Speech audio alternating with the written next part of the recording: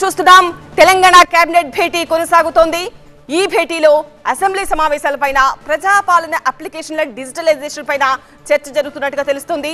వీటితో పాటుగా group 1 notification పై కూడా తెలంగాణ కేబినెట్ సుదీర్ఘంగా చర్చిస్తోంది। అలాగే ముఖ్యమైన మరో 2 గ్యారెంటీల అమలుకు కేబినెట్ గ్రీన్ సిగ్నల్ ఇచ్చినట్టుగా తెలుస్తోంది। టీవీ9 ప్రతినిధి ప్రభాకర్ మరింత సమాచారం అందిస్తారు। ప్రభాకర్, 2 గ్యారెంటీల అమలుకు గ్రీన్ సిగ్నల్ ఇచ్చినట్టుగా తెలుస్తోంది।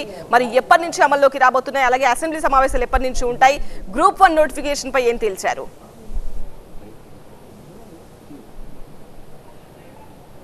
ఈ 3 అంశాలపైనే ప్రధానంగా కేబినెట్లో చర్చ జరిగింది। దీనికి సంబంధించి మరికొద్ది సేపట్లో కేబినెట్ సమావేశం ముగియనుండడంతో దాని తర్వాత మనకు అఫీషియల్గా అయితే తెలుస్తుంది।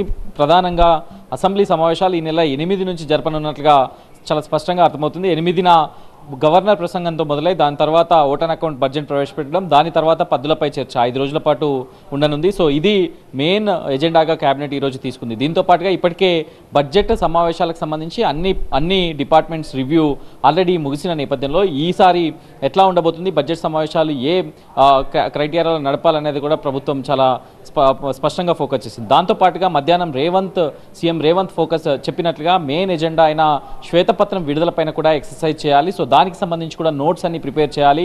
ఇరిగేషన్కు ఇంతకుముందు ఏదైతే ఇరిగేషన్ పట్ల కేఆర్ఎంబీ కానీ లేకపోతే ప్రాజెక్టులు కానీ కాళేశ్వరం కానీ వీటన్నింటిపైన కూడా ఒక పవర్ పాయింట్ ప్రజెంటేషన్ ఇచ్చే విధంగా ప్రభుత్వం ముందుకెళ్తుంది। సో దాన్ని ప్రధానంగా కేబినెట్లో చర్చించినట్లు తెలుస్తుంది। ఇంకొక ముఖ్యమైన అంశం గ్రూప్ 1కు సంబంధించి ఇంకొక 166 పోస్టులను జోడించడంతో పాటుగా ఇప్పుడున్న కోర్టు ఛాలెంజెస్ని ఎట్లా ఓవర్కమ్ చేయాలి, కోర్టు కేసు నడుస్తున్న నేపథ్యంలో దాన్ని విత్డ్రా చేసుకోవడానికి ఎలా ముందుకు వెళ్ళాలనే దానిపైన కూడా కేబినెట్ చర్చించినట్లుగా తెలుస్తుంది। ఇక 2 గ్యారంటీలు ఏవైతే అదనంగా ఉన్నాయో 6 గ్యారంటీల ప్రోగ్రామ్ ఒక ఫ్లాగ్షిప్ ప్రోగ్రామ్గా ఉంది స్టేట్ గవర్నమెంట్కి। సో దీంట్లో మరో 2 హామీలను 2 గ్యారంటీలను అమలు చేస్తామని సీఎం రేవంత్ మొన్న ఇంద్రవెల్లి సభలో చెప్పినట్లుగా ఈరోజు కేబినెట్ దానికి గ్రీన్ సిగ్నల్ ఇచ్చినట్లుగానే మనం చెప్పొచ్చు। ఒకటి 500 రూపాయల సబ్సిడీ సిలిండర్తో పాటుగా దాంతోపాటుగా 200 యూనిట్ల ఉచిత కరెంటు, ఈ 2 గ్యారంటీలను అమలు చేయనున్నారు। సో దాని ఎఫెక్టివ్ డేట్ కూడా ప్రకటించనున్నారు మరికొద్దిసేపట్లో అఫీషియల్గా। సో మొత్తానికైతే కేబినెట్ చాలా సుదీర్ఘంగా కొనసాగుతుంది, ఇంకా కూడా చర్చ నడుస్తుంది। గ్రూప్ 1 పైనే మెయిన్గా ఫోకస్ చేశారు। కొద్దిసేపటి క్రితం